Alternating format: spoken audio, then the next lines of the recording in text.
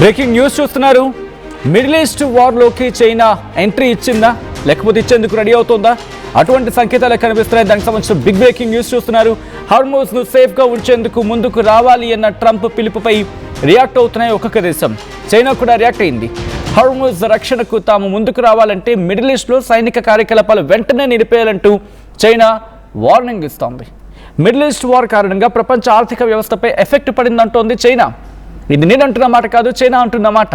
China ఈ అంశానికి సంబంధించి పూర్తి స్థాయిలో రియాక్ట్ అయింది. ఒకటే అంటోంది, మిడిల్ ఈస్ట్లో పరిస్థితులు చెక్కబడాలి అంటే అక్కడ నార్మలైజ్ అవ్వాలంటే కనుక ప్రస్తుతం అక్కడ సైనిక కార్యకలాపాలు పూర్తిగా ఆగిపోవాలి అనేది వినిపిస్తున్నమాట.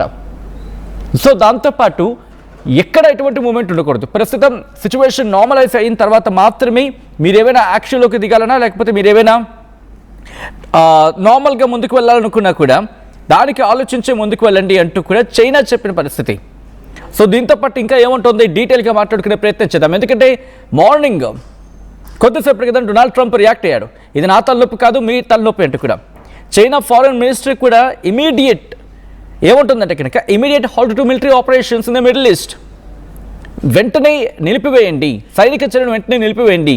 అది వీళ్ళని వారిని ఎవరిని టార్గెట్ చేయకుండా అందరినీ కలుపుకొచ్చి చెప్పే ప్రయత్నం చేస్తుంది. ఇరాన్ని కావచ్చు, ఇజ్రాయెల్ని కావచ్చు, అమెరికాని కావచ్చు, మిగిలిన గల్ఫ్ దేశాలను కూడా.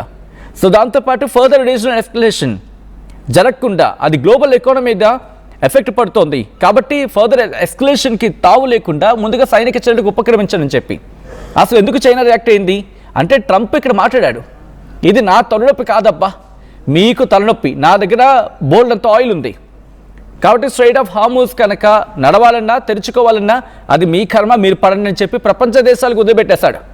ఒకసారి ట్రంప్ ఏమన్నాడు మీరు చూడండి, ఆ తర్వాత ఇన్ డీటెయిల్గా మాట్లాడుకునే ప్రయత్నం చేద్దాం.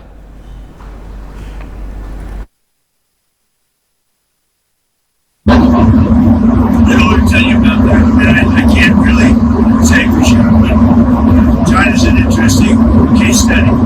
They get most of their oil, as you know, by car. They get a lot, about 90% from the strait. So like I said, would you like to come in and we'll find out. Maybe they will, maybe they won't. You know, there's some other deeper reasons why they may not. They should come in my opinion. It never made sense for years. If you go back and look at what I said years ago, I said, why are we maintaining right, అది Trump చేసిన వ్యాఖ్యలు. Trump ఏమన్నాడు గత కొద్దిసేపటి క్రితం Trump చేసిన statement అది నా తలనొప్పి కాదు. ఒక్కసారి నేను చెప్పే ప్రయత్నం చేస్తున్నాను. ఏమన్నాడంటే యుఎస్ ప్రెసిడెంట్ డొనాల్డ్ ట్రంప్ అక్కడ కంట్రీస్ని డిమాండ్ చేయడం జరుగుతోంది. వార్షిప్స్ కనుక స్ట్రైట్ ఆఫ్ హార్మూజ్ ఓపెనింగ్ సందర్భంలో వెళ్ళాలంటే కనుక ఆయన ఏమంటున్నాడు, యునైటెడ్ స్టేట్స్కి అవసరం లేదు. United states doesn't even need oil the transits through the Gulf. అంటే గల్ఫ్ ద్వారా వెళ్ళి ఆయిల్తో మాకు సంబంధం, మాకు పనే లేదు, ఎందుకంటే వరల్డ్ నెంబర్ 1 ప్రొడ్యూసర్ మేము అంటూ కూడా ట్రంప్ చెప్పుకొచ్చాడు. ఒకసారి ట్రంప్ అన్న మాటను నేను చెప్పే ప్రయత్నం చేస్తున్నాను. Some of the countries would be a little helpful అంటూనే, remember it only takes a couple of people అంటూ to screw up strait of Hormuz. You don't need their military is defeated, but all you need is అంటూ కొంత కీలక వ్యాఖ్యలు చేసుకొచ్చాడు. You don't need their military is defeated, but all you need is a few people dropping mines here, you know, you louse it up అంటూని. So we need, I'm demanding that these countries come in and protect their own territory అని చెబుతూనే it's a place from which they get their energy and they should come and they should help us protect it. You could అంటూ ఇక్కడ వాళ్ళు continue చేస్తాడు. ఏమంటారు ఒకసారి నేను repeat చేస్తున్నాను ఇక్కడ. అండ్ దే షుడ్ కమ్, వాళ్ళు ముందుకు రావాలి అండ్ వాళ్ళు ప్రొటెక్ట్ చేయడానికి ముందుకు రావాలి. You could make it that maybe we shouldn't even be there at all. ఎంత మాట్లాడుతాడు చూడండి. Because we don't need it, we have a lot of oil, మాకు అవసరం లేదు, మాకు సంబంధం లేదు. ఇది అమెరికా వైఖరి అంటే, ఇది అమెరికా అంటే. We are the number 1 oil producer anywhere in the world ×2. We are double. Now I think it's much higher than that అని చెబుతూనే, but we do it, it's almost like we do it for habit. వాళ్ళకి అలవాటుగా చేస్తూ ఉంటారండి ఇది సాయం. But we also do it for some very good allies that we have అంటూ కూడా. It's almost like we do it for habit అంటూని, but we also do it for some very good allies and we have in the Middle East అంటూ కూడా సమర్థించుకొచ్చే ప్రయత్నం చేస్తున్నాడు. So క్లుప్తంగా చెప్పే ప్రయత్నం చేస్తాను ట్రంప్ ఏమన్నాడు అనేది. ఇప్పుడు స్ట్రైట్ ఆఫ్ హార్మూజ్ దగ్గర వెషల్స్ని పంపిస్తాడు. నేను ట్రంప్ అన్న మాట నేను కోట్ చేస్తున్నాను, ఎక్కడ పక్కటి నుంచో పట్టుకొచ్చే ప్రయత్నం చేయట్లా. ట్రంప్ ఏమన్నాడు, ఇటు వెషల్స్ వెళ్తున్నాయి కదా స్ట్రైట్ ఆఫ్ హార్మూజ్ నుంచి, దానికి నేను మా నేవీ సహాయంగా వెళ్తుంది, అసలు ప్రపంచానికి ఎలా అడ్డు తగ్గుతారో చూస్తారన్నాడు. ఈరోజు అదే ట్రంప్ ఏమంటున్నాడు, in straight of Hormuz oil అక్కడి నుంచి మీకు కావాలంటే కనుక మీరు మీ వెషల్స్ని పంపించండి, లేకపోతే మీ నేవీని పంపించండి అని చెప్పి ప్రపంచ దేశాలకు పిలుపునిచ్చాడు. ప్రపంచ దేశాలు ఒక్కొక్కటి ఏమన్నా ఈ రియాక్షన్ కూడా నేను మరి కాసేపట్లో వివరించే ప్రయత్నం చేస్తాను. ప్రపంచ దేశాలకు ఆయిల్ అవసరం కాబట్టి మీరు స్ట్రైట్ ఆఫ్ హార్మూజ్ నుంచే రావాలి, కాబట్టి గల్ఫ్ దేశాలతో నాకు సంబంధం లేదు, అసలు మాకు ఫికరే లేదు, మా దగ్గర బోల్డంత ఆయిల్, నెంబర్ 1 ఆయిల్ ప్రొడ్యూసర్స్ మేము, మాకేంటి అవసరం అనే చందంగా మాట్లాడుతున్నాడు. అప్పుడన్న ట్రంప్ ఎవరు, ఇప్పుడున్న ట్రంప్ ఎవరు? అది నాలిక ఇంకేమైనా? ఆ రోజు ఎందుకు మరి సమర్థిస్తా అన్నావు? ఆ రోజు ఎందుకు మీరు ఎవ్వరు అవసరం లేని ఒక్కనే అన్నావు? ఈరోజు యూరోప్ని అడుగుతున్నావు అంటే ప్రపంచ దేశాలకి, బికాస్ మీకు అవసరం కాబట్టి మీ నేవీని పంపించుకోండి, మీ సెక్యూరిటీ ఫోర్సెస్ని, మీ ఫోర్సెస్ని పంపించుకోండి, మీరు కాపాడుకోండి, మీరు అక్కడి నుంచి తరలించుకు వెళ్ళండి. ఇది ట్రంప్ అంటున్న మాట, ఇది నేను అంటున్న మాట కాదు కదా. సో ఇప్పుడు ప్రపంచ దేశాలు ఒక్కొక్కటి రియాక్ట్ అయ్యి, చైనా రియాక్ట్ అయింది. అసలు నువ్వెవడో చెప్పడానికి ముందు అక్కడ మిలిటరీ ఆపరేషన్ ముందు నువ్వు నోరు మూసుకొని బంద్ చేయి, ఆ తర్వాత మాకేం చేయాలో మాకు తెలుసు, ముందు నువ్వెవడో చెప్పడానికని చురకలు అంటించే ప్రయత్నం చేస్తుంది. ముందు అక్కడ నువ్వు మిలిటరీ ఆపరేషన్స్ ఆపేస్తే, అక్కడ నువ్వు దాడులు చేయడం ఆపేస్తే సగం దరిద్రం వదులుతుంది, ఆ తర్వాత ఆటోమేటిక్గా ఫ్లెక్సిబుల్గా వెళ్తాయని చెప్పి. బట్ డొనాల్డ్ ట్రంప్ అడిగిన దానికి ఇటలీ రిజెక్ట్ చేస్తుంది, స్పెయిన్ రిజెక్ట్ చేస్తుంది, జపాన్ కూడా ఇల్లని చెప్పి పక్కన ఆడుకొని చెప్పి పక్కన పడేస్తుంది. ఫ్రాన్స్ అయితే కాస్త కొద్దిసేపటి క్రితం ఇమాన్యుయల్ మ్యాక్రాన్ రియాక్ట్ అయ్యాడు. రియాక్ట్ అయ్యి ఇరాన్ అధ్యక్షుడు పెజెస్కియాన్తో మాట్లాడాను, అండ్ మీ వల్ల ప్రపంచానికి నష్టం జరుగుతోంది. నాకు ఇక్కడ ఒక మాట అనిపిస్తోంది, జయశంకర్ గారు ఒక మాట అన్నారు, మన ఫారెన్ మినిస్టర్ జయశంకర్ ఒక మాట అన్నారు, ప్రపంచానికి బాధ వస్తే అది యూరోప్కి సంబంధం, అది యూరోప్కి బాధ కాదు అది, కానీ యూరోప్కి బాధ వస్తే మాత్రం ప్రపంచానికి బాధ. మ్యాక్రోన్ కొంచెం ఆలోచించుకోవాలయ్యా, మీరు మీ యూరోప్ బుద్ధి, మీ పశ్చిమ దేశాల బుద్ధి కొంచెం మార్చుకోవాలి. ఈరోజు ఆయన చేసిన ట్వీట్, మ్యాక్రోన్ చేసిన ట్వీట్ కొద్దిసేపటి కింద చూసినప్పుడు నాకు ఎందుకో ఆయన మాటలు అనిపించలేదు, ట్రంప్ మాటలని. ఏదో అంటూ ఉంటారు కదా, don't put your words in my mouth అని చెప్పి, అంటే నీ మాటని నా నుంచి చెప్పాలనిపించుకోకని చెప్పి. బట్ ఈరోజు అలాగే అనిపించింది. ఏంటది, పరిస్థితులు చక్కబడాలంటే కనుక సమయం పాటించాలి, ఇవన్నీ వింటూ ఉంటాం. ఏదో ఇరానే తప్పు చేసేసినట్టు, అమెరికాకు దాంట్లో భాగస్వామ్యం లేనట్టు పూర్తిగా ఇరాన్ మీదే వేసేస్తే, గల్ఫ్ దేశాలు ఇరాన్ అటాక్ చేయడానికి ఏమైనా ఆడుకోవడానికి అటాక్ చేస్తుందా, ప్రపంచానికి తెలియదా? ప్రస్తుతం ఈ విషయం కనీసం 5వ తరగతి పిల్లాడు ఫాలో అయినా అర్థమయ్యేలా ఉంది కదా, ఎవరు దాడి చేస్తారనేది కళ్ళ ముందు కనిపిస్తుంది కదా. ఆ ట్వీట్లో ఒక్క మాట ఎందుకు ప్రశ్నించలేదు యుఎస్ని? అంత ఎందుకు ఉనికిపోతోంది పశ్చిమ దేశాలు, ఎందుకు అంతలా వణికిపోతున్నాయి, ఎందుకు అంత వణకాలు పెడుతున్నాయి ఏకంగా ట్రంప్కి? ఒక్క మాట అడగలేరా మీరు?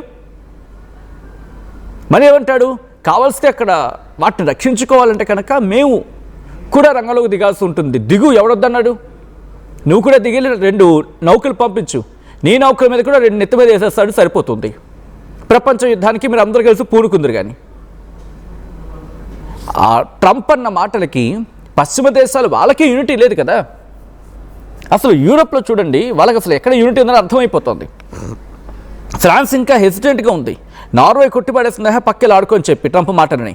కెనడా పట్టించుకోవట్లే, రిజెక్ట్ చేసేస్తుంది. ఆస్ట్రేలియా రిజెక్ట్ చేసింది, జర్మనీ రిజెక్ట్ చేసింది, చైనా అన్న స్టేట్మెంట్ మీరే చూశారు. అసలు నువ్వెవడు ప్రపంచ దేశాన్ని రమ్మని చెప్పడానికి, అక్కడ నౌకలు తీసుకెళ్ళమని చెప్పడానికి?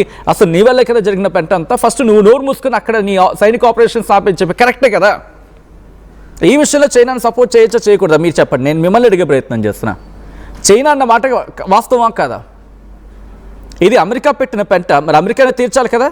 అయితే అమెరికానే పంపించాలి, లేకపోతే అమెరికానే తీర్చాలి.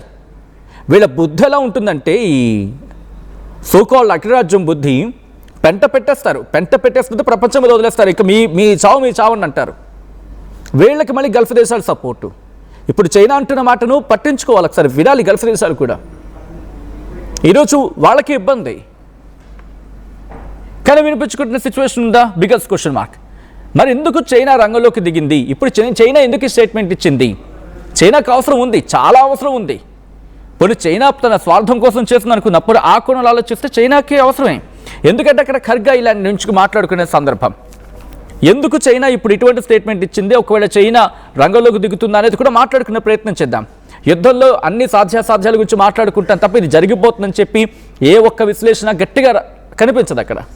రీజన్ అక్కడ ట్రంప్ తీసుకున్న నిర్ణయం, ఇక్కడ మరి ముఖ్యంగా పెజెష్కియాన్ కావచ్చు, లేకపోతే వాళ్ళకు present Iran supreme leader Mustafa Khamenei వాళ్ళు తీసుకున్న నిర్ణయాలు. Back to the subject hear it again. ఖర్గా ఇలాంటి గురించి మాట్లాడుకుంటే చైనాకు చాలా స్ట్రాటజిక్ అలాగే ఎకనామిక్గా చాలా కీలకమైనది ఇది.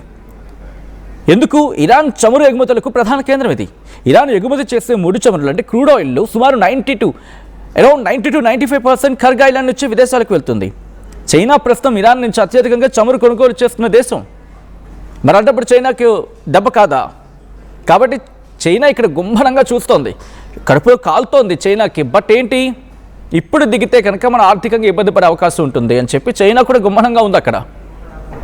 దాంతోపాటు ఖర్గా ఇలాంటిలోని టెర్మినల్స్ దెబ్బతింటే చైనాకు అందే చమురు సరఫరా పూర్తిగా నిలిచిపోతుంది. అఫ్కోర్స్ అమెరికా కూడా భయమే, ఎందుకంటే చైనా దగ్గర ఎటువంటి ఆయుధ సంపత్తి ఉందో ఇంతవరకు తెలియదు పూర్తిగాను. ఎందుకంటే పూర్తిస్థాయి యుద్ధంలోకి దిగింది లేదు వాళ్ళు. ఒకవేళ అటువంటి పరిస్థితి ఉంటే కనుక యుద్ధం మారిపోతుంది. ఎందుకంటే ఇంత కొట్టిన తర్వాత అమెరికా చైనాతో ఢీకొట్టగలదంటే బిగ్గెస్ట్ క్వశ్చన్ మార్క్, భయపడిపోతుంది. అందుకే మీకు గుర్తుంటే ఇక్కడ నేను కోట్ చేసే ప్రయత్నం చేస్తున్నా. ఇది ఇక్కడ నేను ఎక్కడ సొంత వర్లింపు ఎక్కడా లేదు. ట్రంప్ చెప్పిన మాటను, అమెరికా చెప్తున్న మాటను నేను కోట్ చేస్తున్నాను. అందుకే ట్రంప్ ఏమంటాడు, ఇజ్రాయెల్ ఎంత దాడి చేసినా ఒక మాటకు మాత్రం కన్ఫైన్ అవుతున్నాడు, మీరు ఎక్కడైనా కొట్టండి కానీ ఆయిల్ ఇన్ఫ్రాస్ట్రక్చర్ మీద గట్టిగా కొట్టకండి, ఖర్గా ఇలాంటి మీద అని చెప్పి. ఎందుకు? ఒక్క మాటకి నేను మళ్ళీ కోట్ చేస్తా.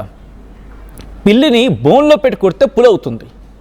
అలాంటప్పుడు ఆయువు పట్టు మీద కొడితే ఎవరు మాత్రం భరిస్తారు, ఎవరు మాత్రం సహిస్తారు? చైనాకి ఎక్కడి నుంచి వస్తూ ఉంటుంది, రష్యా నుంచి తెచ్చుకోవడం మాత్రం పక్కన పెడితే మరి ఇరాన్ దగ్గరలో ఉన్నది కదా, మరి దాని మీద కొడితే చైనా కాలదా?